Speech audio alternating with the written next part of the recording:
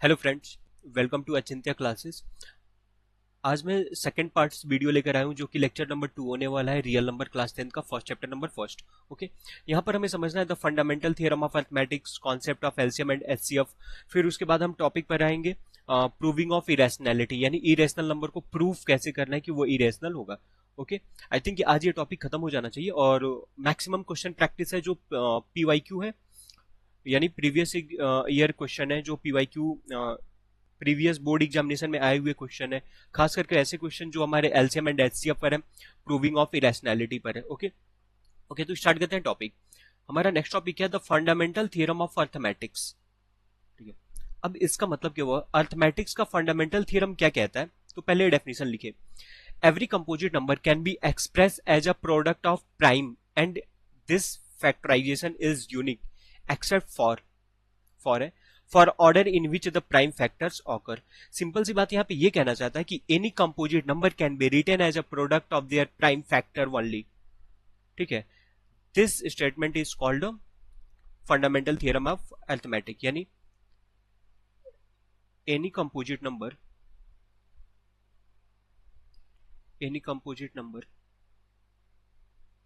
Can be written as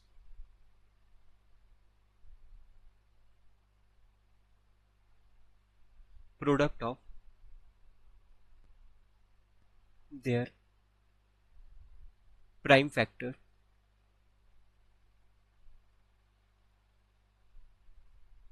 ठीक है, यानी कोई भी कंपोजिट नंबर है हम उसके प्राइम फैक्टर के प्रोडक्ट के फॉर्म में लिख पाते हैं। This statement is called a fundamental theorem of arithmetic.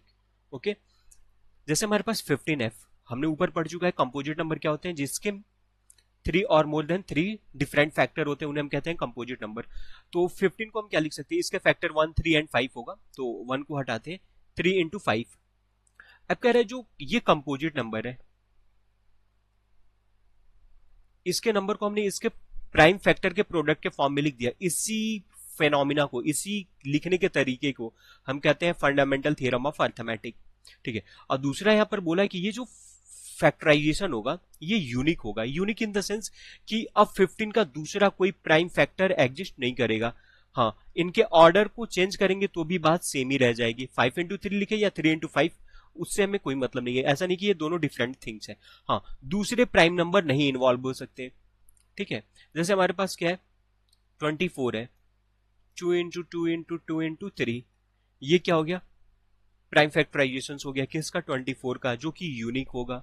ठीक है, तो सिंपल सी बात, ये हमारे पास जो स्टेटमेंट था ये क्या कह रहा है, the fundamental theorem of arithmetic, कि हम किसी भी कंपोजिट नंबर को उसके प्राइम नंबर के प्रोडक्ट के फॉर्म में लिख सकते हैं और जो फैक्टराइजेशन होगा वो यूनिक होगा, मतलब उसके अलावा दूसरा एग्जिस्ट नहीं करेगा।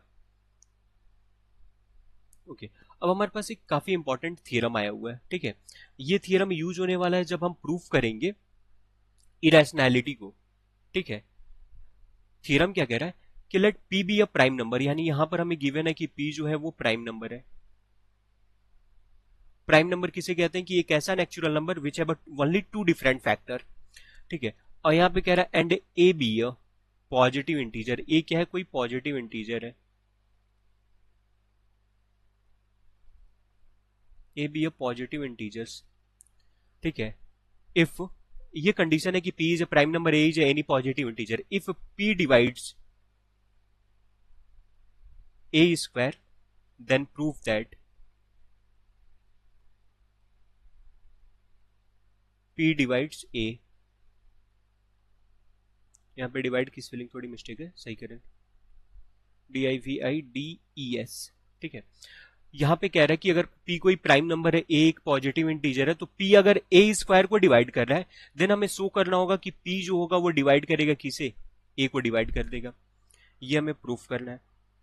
अब थोड़ा सा हम ध्यान से समझे, हमें पता है कि a क्या है, a एक पॉजिटिव इंटीजर है, और पॉजिटिव इंटीजर होने का मतलब सिंपल सी बात कि वो कंपोजिट नंबर है। तो अभी हमने जस्ट ऊपर पढ़ा फंडामेंटल थ्योरम ऑफ अरिथमेटिक्स में कि एनी पॉजिटिव नंबर और any composite number can be written as a product of their prime factor.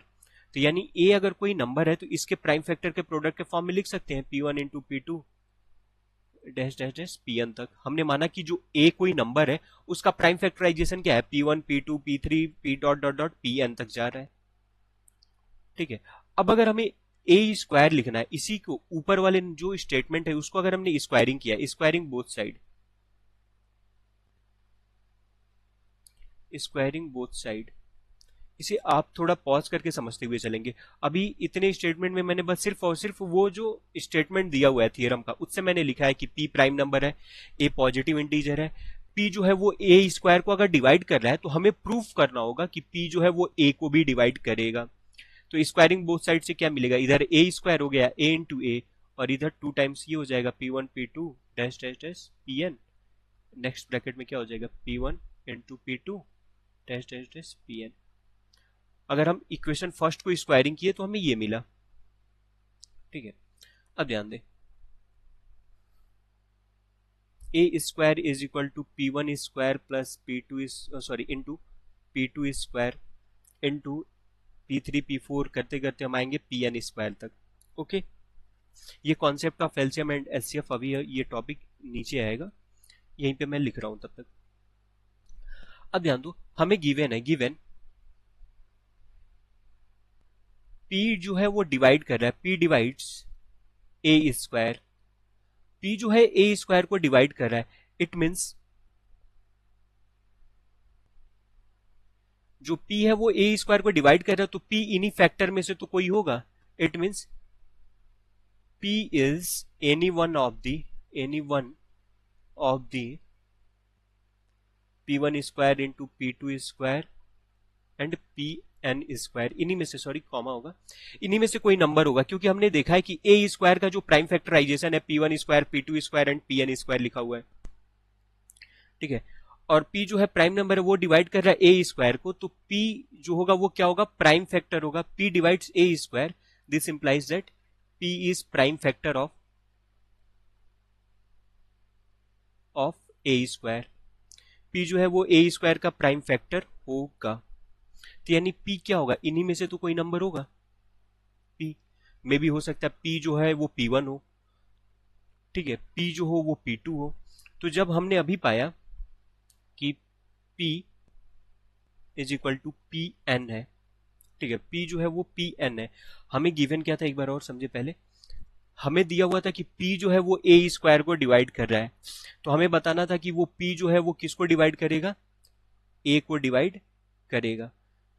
ठीक है, तो हमने मान लिया कि यहां पर जो प्राइम फैक्टराइजेशन है, ठीक है, ये पी एन स्क्वायर हमने मान लिया कि ये पी की वैल्यू है, लेकिन पी एन स्क्वायर दो प्राइम नंबर का प्रोडक्ट है, तो ये सेपरेट करके लिखेंगे कि इनमें से एक को डिवाइड कर रहा है, तो पी की वैल्यू पी एन आ गया। ठीक है, और हमने अभी देखा यहाँ इक्वेशन फर्स्ट में कि P N is one of the factor of the A, so P divides A, P जो है वो ए को डिवाइड करेगा। ठीक है, एक बार मैं फिर रिकॉल करा रहा हूं इस statement.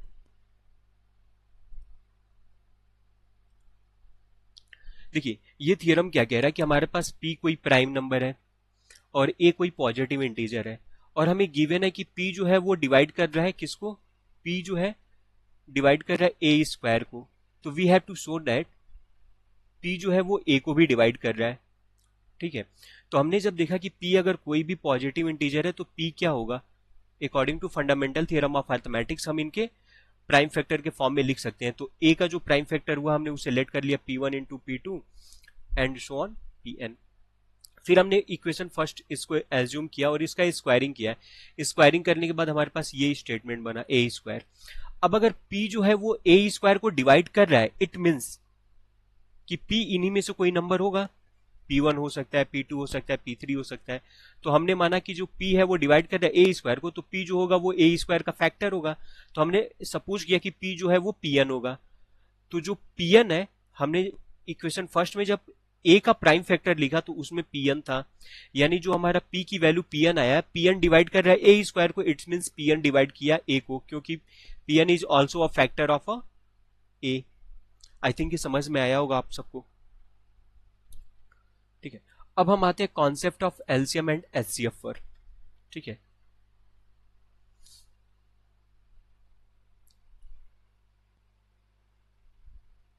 Concept of LCM and HCF. ठीक है, सबसे पहले अगर हम दोनों को बात करते हुए चले, LCM and here is HCF.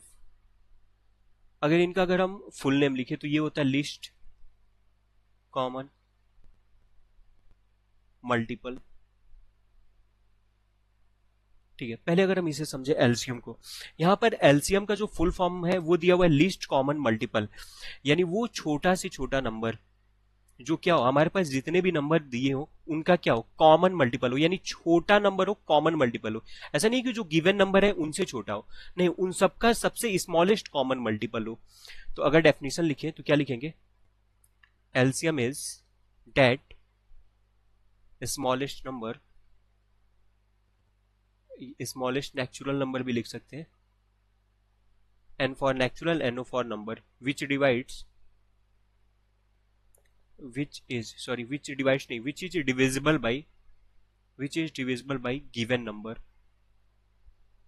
यानी जिन दिए हुए नंबर का हम एलसीएम निकालते हैं, तो एलसीएम वो कॉमन मल्टीपल होता है जो उन सारे नंबर से क्या होता है, डिवाइड हो जाता है। ठीक है, अब कैसे समझे, अगर हमने ये कहा कि LCM of A comma B, इसे हम लिखते हैं LCM in the bracket A comma B, इसे रीड करेंगे LCM of A and B. हमने माना कि ए और बी का एलसीएम जो है वो सी आया। ठीक है, सी क्या होगा, स्मॉलेस्ट कॉमन मल्टीपल होगा किसका, c is smallest common multiple of A and B. A और बी का क्या होगा, कॉमन मल्टीपल होगा। ठीक है, कॉमन मल्टीपल होने का मतलब क्या, एक चीज और ध्यान दे कि जो एलसीएम होता है वो greater than the given number होता है, यानी सी जो है एलसीएम है तो ये ग्रेटर देन ए होगा एंड ग्रेटर देन बी होगा। ओके, सी जो होगा वो ए से बी डिविजिबल होगा एंड सी जो होगा वो बी से बी डिविजिबल होगा।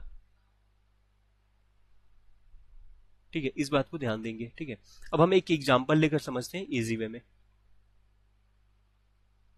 जैसे पहला एग्जांपल, अगर हमें फाइंड करना है एलसीएम ऑफ 15 एंड 12। ठीक है, अभी तो मैंने फाइंड करने का मेथड बताया नहीं। ठीक है, पहले हम ऐसा समझते हैं कि इनका एलसीएम निकालेंगे कैसे, हाउ टू कैलकुलेट एलसीएम। तो उससे पहले हम कुछ कॉमन पॉइंट एचसीएफ के बारे में जान जाए।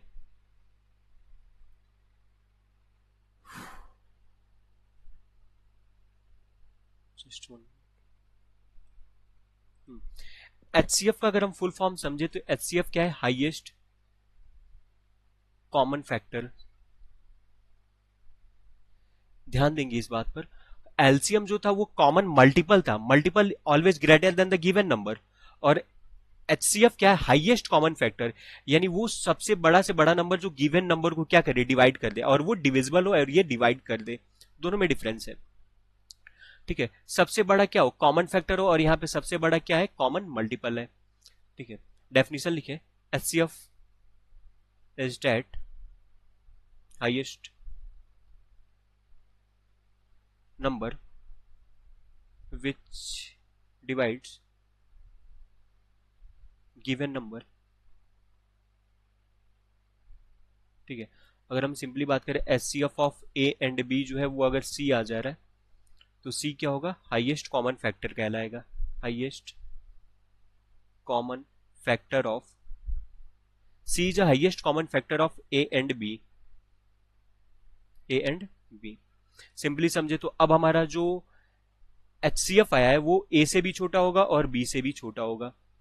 ठीक है, तो ये अभी एक बेसिक सा कंपैरिजन है। अभी ये जो मैंने स्टेटमेंट लिखवाया है ये अब समझ में आने वाला है जब मैं एग्जांपल के थ्रू समझाऊंगा। ठीक है, पहले हम स्टेटमेंट समझे, how we calculate the LCM and HCF. हमने ये बचपन में भी पढ़े रखा है, क्लास 7 6 में भी।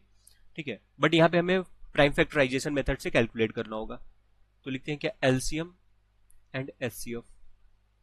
ठीक है, कैलकुलेट कैसे करना है, जैसे अगर हमें क्वेश्चन दे दिया, find LCM and HCF of A comma B, इनका एलसीएम एंड एचसीएफ निकालना है। तो सबसे पहले हम सेकंड स्टेप में क्या करेंगे, write prime factorisation of write prime factorisation of A and B. तो ए का प्राइम फैक्टराइजेशन हमने लिखा P1 इन पावर फॉर्म। हमेशा ध्यान देंगे कि इनको पावर के फॉर्म में लिखेंगे, in power form of prime number के पावर के फॉर्म में लिखना है। तो P1 एक, जैसे अगर हमने A का प्राइम फैक्टराइजेशन किया तो P1 एक ऐसा प्राइम नंबर है जो 2 टाइम्स आया, हमने माना L टाइम्स आया। P2 जो है वो M टाइम्स आया। P3 जो है वो N टाइम्स आया। B का प्राइम फैक्टराइजेशन किया तो यहाँ पे हमारा P2 जो है वो L टाइम्स आया, P3 जो है वो M टाइम्स आया। हमें याद रखना है कि L ग्रेटर है, L बड़ा है M से, M बड़ा है N से। ये स्टेटमेंट याद रखेंगे, ये नंबर होते हैं। अभी जस्ट एग्जांपल बताऊंगा तो काफी बेहतर समझ में आएगा। अब थर्ड स्टेप में अगर हमें एलसीएम फाइंड करना है, फॉर एलसीएम ठीक है, multiply all prime number with highest power,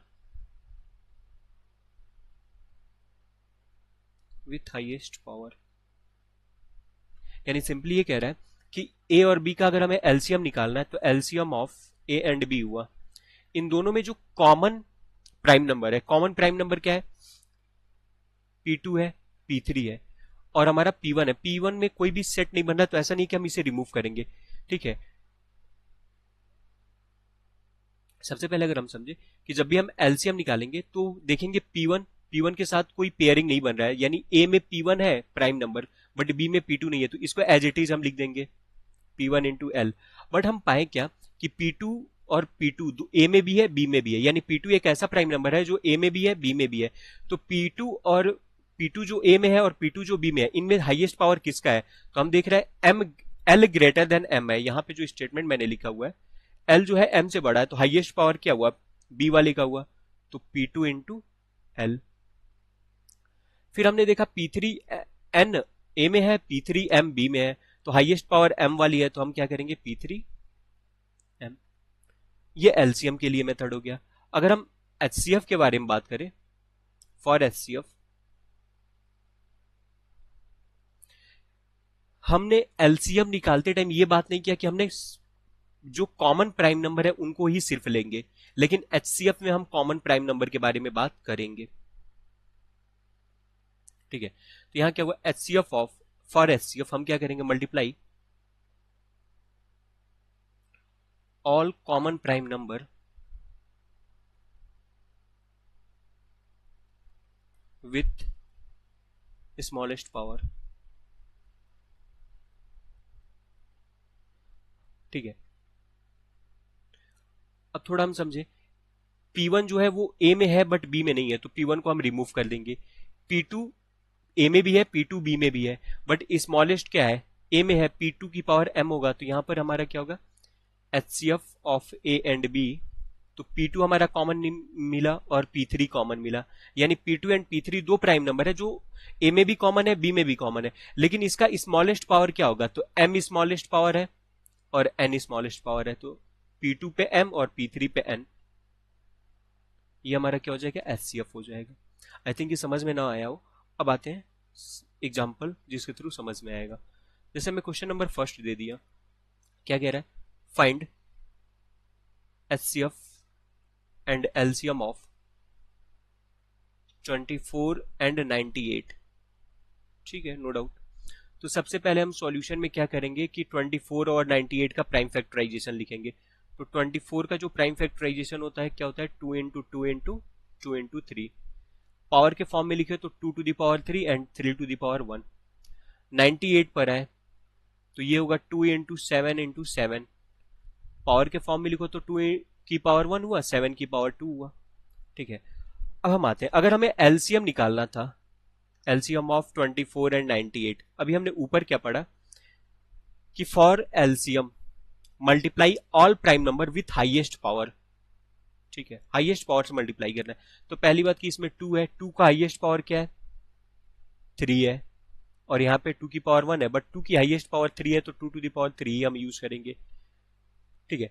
3^1 यहां पर है, बट 98 में 3 है नहीं, तो हम एज्यूम करते हैं कि 3^0 रहा होगा।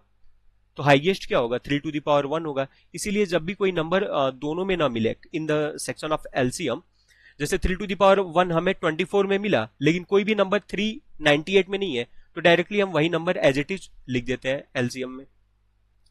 7 देखे तो यहां पर 7 है नहीं इस स्लॉट में 24 वाले में, बट यहाँ पे 7 स्क्वायर है, तो डायरेक्टली 7 स्क्वायर लिख दिया। ठीक है, ये हमारा क्या हो गया? एलसीएम हो गया। अगर हम यहीं पे साइड में सेक्शन एचसीएफ के बारे में बात करें, एचसीएफ ऑफ 24 एंड 98, एचसीएफ क्या बोलता है कि ऐसे प्राइम नंबर जो दोनों में कॉमन हो and with the lowest power, तो दोनों में कॉमन जो प्राइम नंबर है वो हमारा क्या है? 2 है, और लोएस्ट पावर क्या है? 2^1। तो ये हो गया हमारा क्या? 2^1 इज एचसीएफ, यानी एचसीएफ हमारा 2 आ गया। ठीक है, आई थिंक ये आप सबको समझ में आ रहा होगा। एक दो एग्जांपल और लेते हैं, सॉल्व करते हैं। ठीक है, पहले कुछ पॉइंट पढ़ लेते हैं। पॉइंट क्या होता है कि अगर हमें फ्रैक्शन में नंबर लिए हो, जैसे अगर हमें ये बोला, पहले एक फॉर्मूला यूज करते हैं पहले।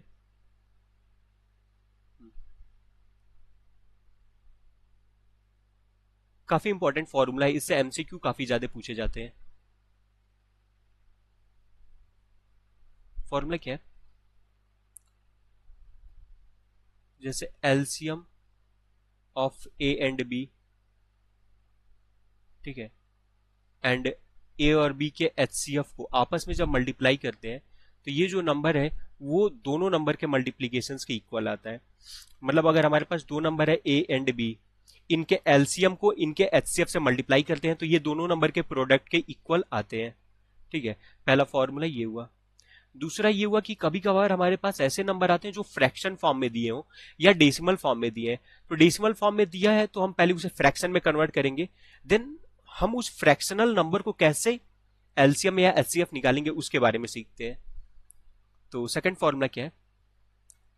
LCM of fractions. अगर हमारे पास a by b and c by d ये नंबर दिया हुआ है, इनका हमें क्या फाइंड करना है? एलसीएम फाइंड करना है। तो LCM of A by B comma C by D. तो जब भी हमारे पास फ्रैक्शंस के एलसीएम एचसीएफ आते हैं, तो इनका फॉर्मूला क्या होता है कि अगर एलसीएम निकालना है तो न्यूमरेटर का एलसीएम निकालेंगे, एलसीएम ऑफ न्यूमरेटर, और जो डिनोमिनेटर है उनका एचसीएफ निकालेंगे, एचसीएफ ऑफ डिनोमिनेटर। ठीक है, यही हमारा जो इसकी वैल्यू आएगी वही आंसर आ जाएगा, यानी LCM of A and C, क्योंकि ए और सी न्यूमरेटर है, और HCF of B and D numerator है। ठीक है, अगर हम, ये तो एलसीएम के बारे में बात हुआ। अगर हमें ये बोला जाए कि एचसीएफ बताओ ए बाई बी का एंड सी बाई डी का, तो एचसीएफ देखो, एलसीएम पूछा तो न्यूमरेटर में हमने एलसीएम निकाला, वैसे ही सेम अगर एचसीएफ बोला तो न्यूमरेटर में क्या निकालेंगे? एचसीएफ निकालेंगे। HCF of numerator divided by LCM of denominator. यानी हम ऐसे इसको याद रख सकते हैं कि एलसीएम बोला तो न्यूमरेटर एलसीएम होगा, डिनोमिनेटर जस्ट अपोजिट होगा, यानी एचसीएफ। एचसीएफ निकालने को बोला तो न्यूमरेटर एचसीएफ निकाला जाएगा, डिनोमिनेटर जस्ट अपोजिट यानी एलसीएम निकाला जाएगा।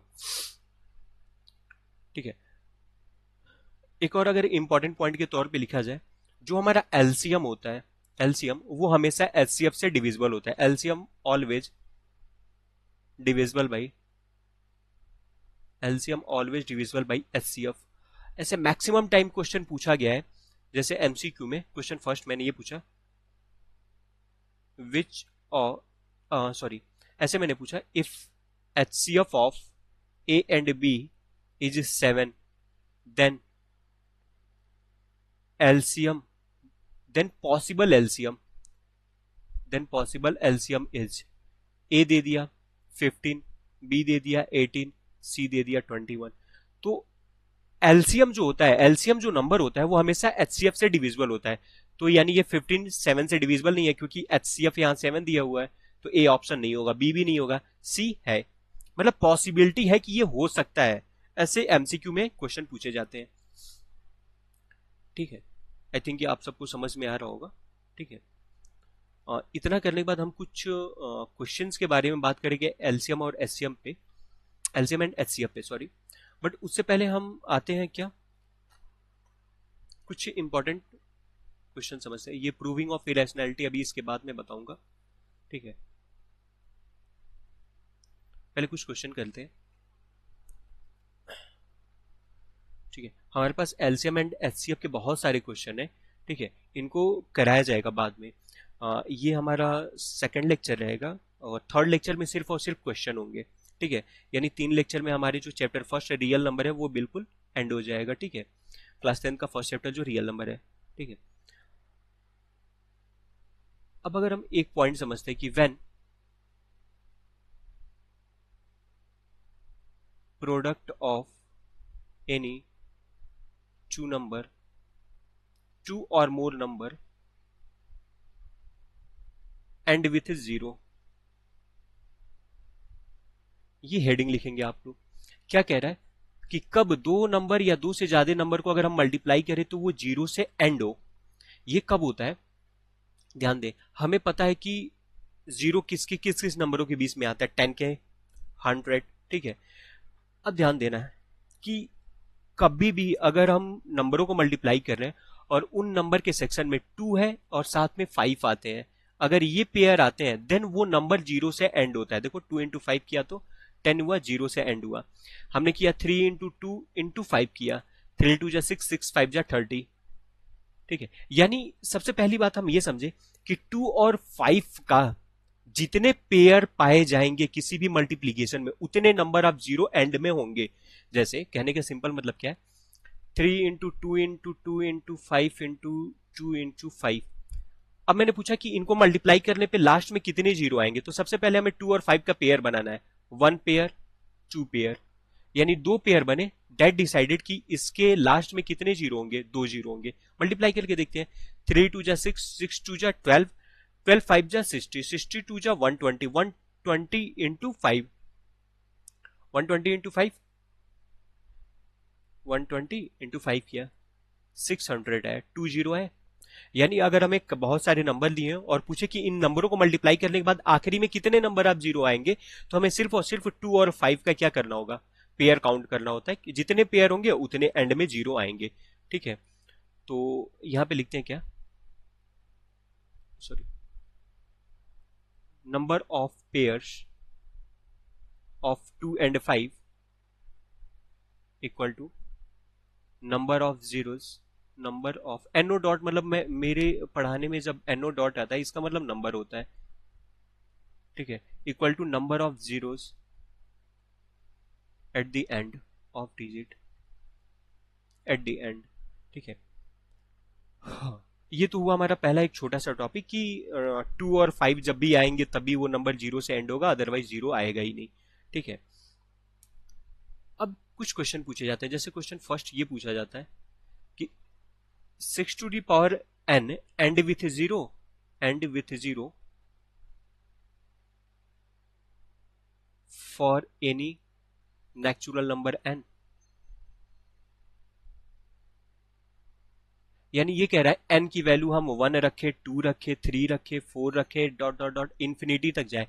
क्या किसी ऐसे नंबर के पास हम पहुंचे कि जो 6 की पावर n यानी वो वैल्यू पुट करने पे वो ये 0 से एंड हो। अभी हमने पढ़ा कि कोई भी नंबर 0 से एंड तभी होगा जब उसमें 2 के साथ साथ 5 भी पाया जाए। अगर ऐसा है तो एंड विथ 0, अदरवाइज 0 से एंड नहीं होगा वो नंबर। तो देखिए अगर हम, तो 6 टू द पावर n, अगर हम यहां पर,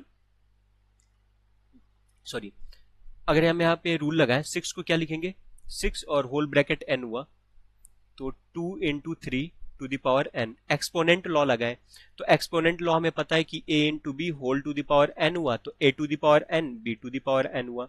तो फाइनली यहाँ पे हमें क्या मिला, 6 to the power n is equal to 2 to the power n into 3 to the power n। हम देख रहे हैं कि जो 6 टू द पावर n का फैक्टर है उसमें सिर्फ 2 आ रहा है, 5 नहीं आ रहा है, यानी ये नंबर कभी भी 0 से एंड नहीं होगा। तो लिखेंगे क्या, 6 to the power n contain 2 and 3 as prime factorization only।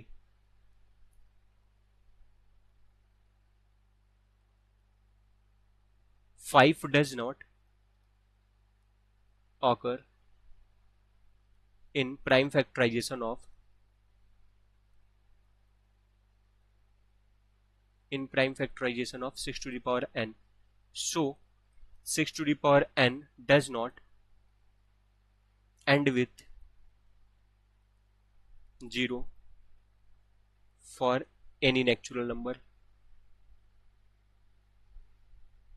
यानी हमने सॉरी ये कहाँ चला गया, क्वेश्चन हमारा ये था कि क्या 6 टू द पावर n कभी 0 से एंड होगा, तो आंसर इज नो. वाई? तो यहाँ पे हमने जब 6 टू द पावर n को एक्सपोनेंट रूल लगाया तो 2 to the power n 3 to the power n आया.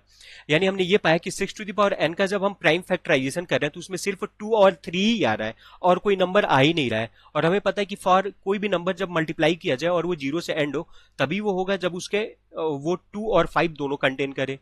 तो यहाँ पे कंटेन नहीं कर रहा है तो आंसर क्या होगा? नो. सिमिलरली एक और क्वेश्चन करते हैं इसी फिनोमेना पर. क्वेश्चन 2. ये दोनों क्वेश्चन इंपॉर्टेंट है, आप इसको मेंटेन करके रखेंगे, समझ के रखेंगे. क्या कह रहा है? Check whether 4 to the power n can end with the digit 0 for any natural number n. For any natural number n. ठीक है. तो अगर हम ध्यान दें यहां पर, फिर अगेन वही rule 4 to the power n किया, एक्सपोनेंट रूल लगाया तो क्या मिला? 2 to the power 2 and whole power n. 4 to the power n is equal to क्या मिला? 2 टू द पावर 2n. देखिए कि हम इसको क्या करिए, प्राइम फैक्टराइजेशन फॉर्म में लिख दिए, सिर्फ और सिर्फ 2 कंटेन कर रहा है. तो क्या ये एंड होगा? नहीं होगा. तो लिखेंगे क्या? Prime factorisation of 4 to the power n is only prime number 2.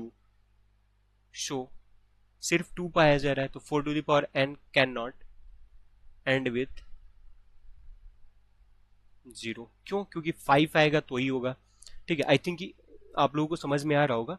तो आप क्वेश्चन सॉल्व करके लाएंगे. जैसे क्वेश्चन 3 हो गया 15 to the power n, question 4 हुआ 8 टू द पावर n. इनको सॉल्व करके लाएंगे कि क्या ये एंड विद डिजिट 0 होगा. सामने ही दिख रहा है नहीं होगा, बट हमें लिखने का प्रोसेस समझ में आ जाना चाहिए. ठीक है. अब मैं दूसरे क्वेश्चन के सेक्शन पे आता हूं जहां पे थोड़े कंपोजिट नंबर से रिलेटेड क्वेश्चन पूछे जाते हैं. इनके भी 1 से 2 क्वेश्चन बता दे रहा हूं. देन उसके बाद हम आएंगे proving of irrationality. Proving of irrationality में मैं पहले उनके बेसिक थीम बताकर 5-6 मतलब 3-4 क्वेश्चन करा दूंगा. और बाकी जो हमारा थर्ड पोर्शन आएगा, मतलब थर्ड लेक्चर आएगा, थर्ड लेक्चर में जितने भी क्वेश्चन मैं कराऊंगा वो सारे question exam point of view से इंपॉर्टेंट होगा. अगर आप सिर्फ और सिर्फ उतने क्वेश्चन कर ले जा रहे हैं देन आपको साइड में जाने की जरूरत नहीं है. ठीक है. अब क्या हुआ क्वेश्चन, ये हमारा नेक्स्ट टॉपिक है, questions related to composite number.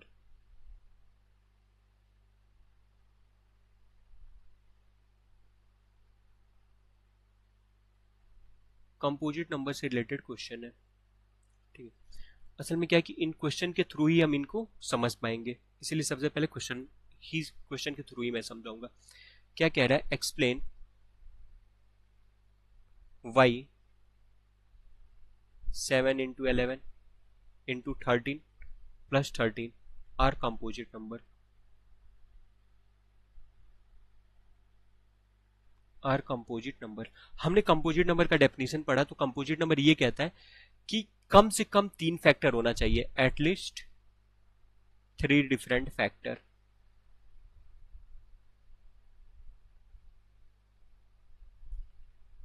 ठीक है. 3 अलग अलग फैक्टर हो, उससे ज्यादा हो तो भी कोई मतलब नहीं है. तो अगर हम ध्यान दें 7 into 11 plus 13 plus 13, अगर हम इन गिवन नंबर से 13 को कॉमन ले रहे हैं तो हमारे पास क्या हुआ? 7 into 11 into 1 plus 1. अब हमारे पास नंबर क्या हुआ? 13 इंटू, अगर इनको हम मल्टीप्लाई करें 11 7 जा 77 और 1 78, ये 78 हुआ. 78 को अगर हम फर्दर फैक्टर करते हैं तो क्या मिला? 13 इंटू 2 से ही डिवाइड कर दो. 2 इंटू टू थ्री जा 6, टू नाइन जा 18, यानी क्या हुआ 13 इंटू 2 इंटू 39। हमें यहां पर भी देखने से पता चल जा रहा है कि पहला फैक्टर इसका ये वाला नंबर हो गया, दूसरा 13 हो गया और तीसरा 1 हो गया।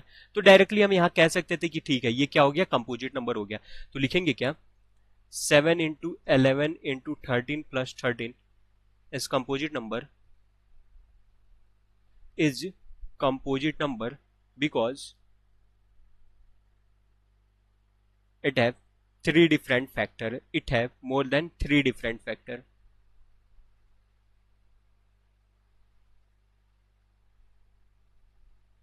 more than three different factor, तीन से ज्यादा फैक्टर है, हो गया यहाँ पर बात। ठीक है, एक और क्वेश्चन है उसको मैं देता हूँ, आप एज ए होमवर्क कर लेंगे।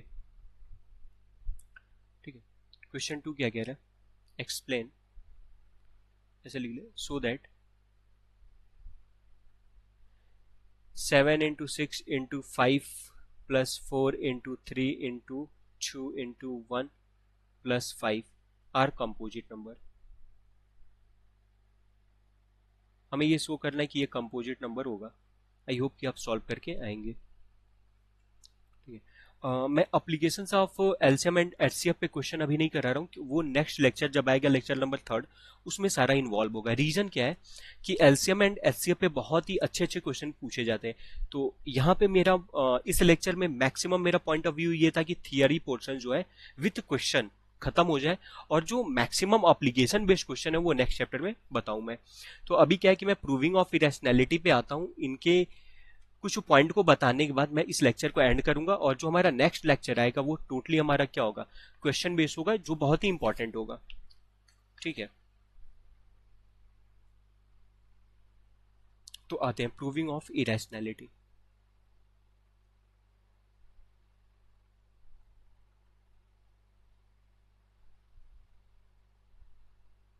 प्रूविंग ऑफ इरेशनैलिटी, अब क्या होता है इरेशनल, प्रूविंग ऑफ इरेशनैलिटी का मतलब क्या है कि हमें इरेशनल नंबर को इरेशनल बताना है।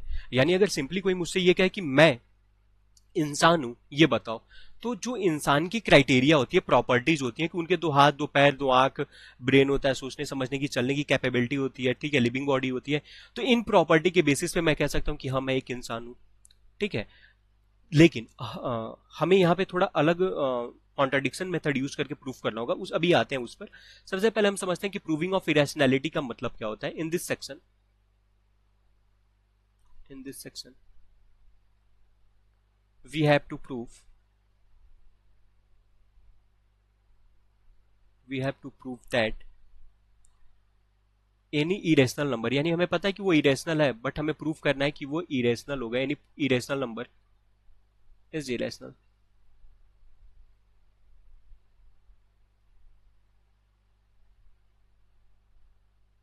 Any irrational number is irrational number. ठीक है, अब अगर हम यहां ध्यान दें इरेशनल नंबर के बारे में, तो इरेशनल नंबर क्या होता है, जो नंबर p बाई क्यू के फॉर्म में ना लिखा जा सके, जहां पर p और q कहां बिलोंग करे, इंटीजर्स। ठीक है, जहां q क्या हो, जीरो के इक्वल ना हो। तो सबसे पहली बात कि p बाई क्यू के फॉर्म में नहीं लिखा जा सकता है। अगर हमने √3 हमारा इरेशनल है, बट ये p बाई क्यू के फॉर्म में लिखा गया, बट कंडीशन क्या है कि p और q दोनों इंटीजर होना चाहिए, जबकि हमारा ये क्या है, इंटीजर नहीं है, √3 इज नॉट ए इंटीजर, सो ये इरेशनल हो जाएगा। आ रही बात समझ में आप लोगों को। ठीक है, अब थोड़ा एक डेफिनेशन अगर बताया जाए कि जब भी हम रेशनल नंबर की डेफिनेशन पढ़ते हैं, तो रेशनल नंबर में एक बेसिक थीम ये बताया जाता है कि any number can be written in the form of, rational number का पहला क्राइटेरिया क्या है कि p बाई क्यू फॉर्म में लिखा जाए। लेकिन वहां पर हमें यह भी स्टेटमेंट में दिया जाता है क्या कि p और q क्या होते हैं, को प्राइम होते हैं। p और q क्या होते हैं, को प्राइम नंबर होते हैं। को प्राइम का मतलब क्या, मैंने ऊपर बताया कि p और q में सिर्फ और सिर्फ वन ही कॉमन फैक्टर होगा, और कोई नंबर कॉमन फैक्टर के तौर पे नहीं आएगा। दूसरा कंडीशन क्या है कि p और q क्या होने चाहिए, इंटीजर होने चाहिए। और तीसरा कंडीशन क्या है कि q यानी जो डिनोमिनेटर में नंबर है वो जीरो नहीं होना चाहिए। That's and.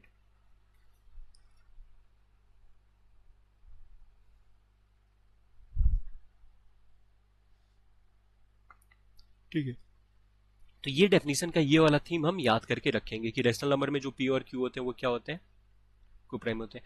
अब थोड़ा हम समझते हैं एक चीज को, जैसे अगर हमें अब क्या है, जैसे मैंने अभी बोला कि इनको हम कॉन्ट्राडिक्शन मेथड या अपोजिट थीम यूज करके हम प्रूव करते हैं। जैसे हमारे पास एक ग्लास है, इस ग्लास में क्या है, गर्म पानी है, हॉट वाटर है, ठीक है।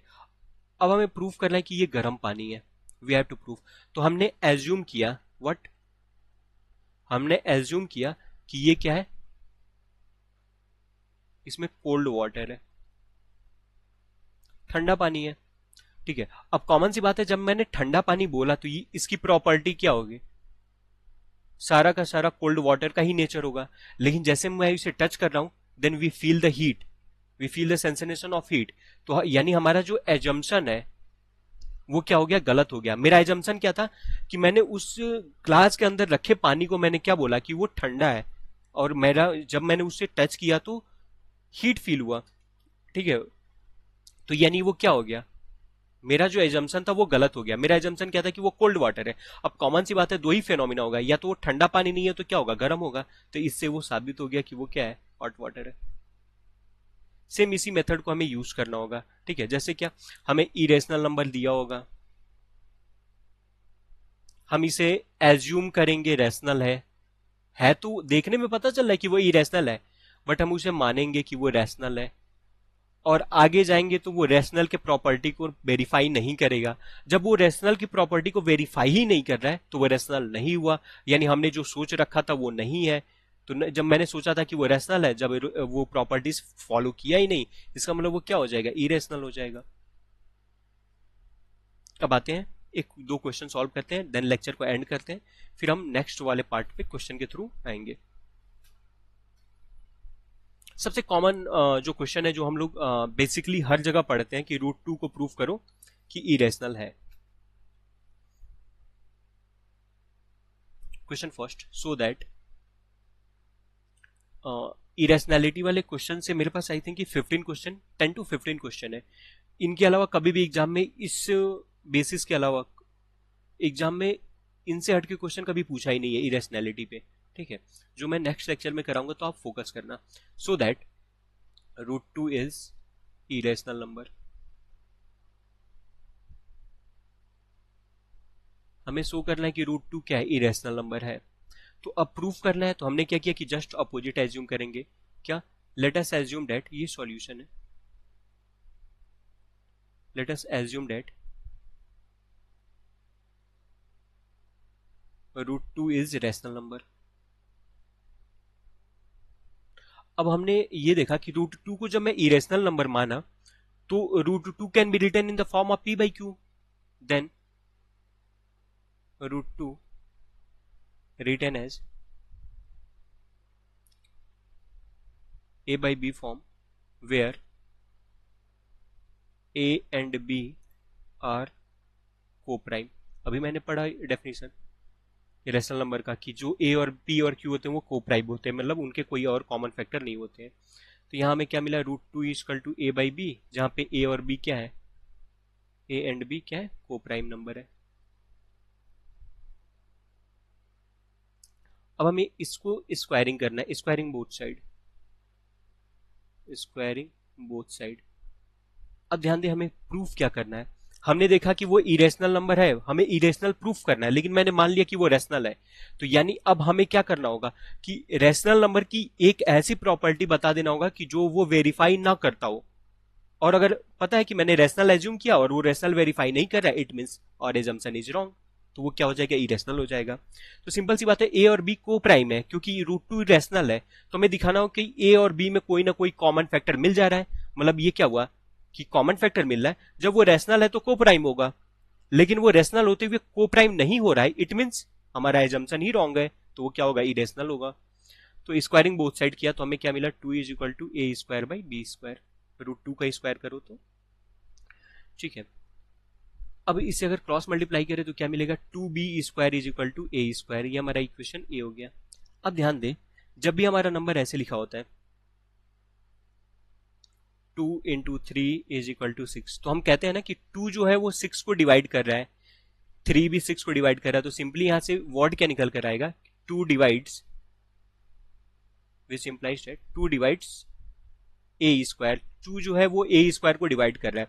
अभी जस्ट मैंने जब एलसीएम एंड एचसीएफ स्टार्ट करना था उससे पहले एक थियरम बताया था कि पी ए स्क्वायर को डिवाइड करता है तो पी ए को भी डिवाइड करेगा, जो कि मैंने हालांकि प्रूव भी करके दिखाया था। तो 2 अगर ए स्क्वायर को डिवाइड कर रहा है तो देन 2 डिवाइड्स ए, यानी 2 जो है वो ए को डिवाइड कर रहा है। तो हमें मिल गया कि ए में क्या है, 2 कॉमन आ रहा है। और ये ध्यान दे कि अगर जैसे हमारा कोई नंबर जैसे 12 को 2 डिवाइड कर रहा है तो हम ऐसे लिखते हैं ना, 12 इजकल टू 2 इंटू 6। तो जब 2 जो है वो a को डिवाइड कर रहा है तो a is equal to 2 into C form में लिखेंगे, जो कि c क्या है, फॉर एनी इंटीजर c। अब इस a की वैल्यू को हम कहां पुट करेंगे, इक्वेशन a में। Put a is equal to 2c in equation first, equation first नहीं, इक्वेशन ए में। इक्वेशन ए हमारा ये रहा। तो इक्वेशन ए में पुट करें तो 2b स्क्वायर, ए की वैल्यू हमें 2c पुट करना है तो 2c स्क्वायर हुआ। 2b स्क्वायर इजकल टू हमें मिला 4c स्क्वायर। 2 से डिवाइड करें तो b स्क्वायर इजकल टू क्या मिला, 2c स्क्वायर। अब हमें देखें सिर्फ उसी फॉर्म में मिला क्या, 2 जो है वो a स्क्वायर को डिवाइड कर रहा है, तो this implies that 2 divides a square, sorry b square, a बोला मैंने, b square. Then again theorem के अकॉर्डिंग 2 डिवाइड्स बी। ये हमारा इक्वेशन सेकंड आया। अब ध्यान दें यहां पर हमने ये देखा कि हमने बोला था कि √2 क्या है, रैशनल नंबर है, और √2 is equal to a by B form लिखा था, और a और b क्या थे, को प्राइम नंबर थे। बट हमें मिल रहा है क्या कि a और b में कॉमन फैक्टर क्या आ रहा है, 2 आ रहा है। यानी ये हमारे रैशनल नंबर होने को टोटली गलत प्रूफ कर दिया। ठीक है, तो ये क्या होगा, हमारे एजम्पशन को रॉन्ग किया। Show by equation first and second we get 2 is common factor of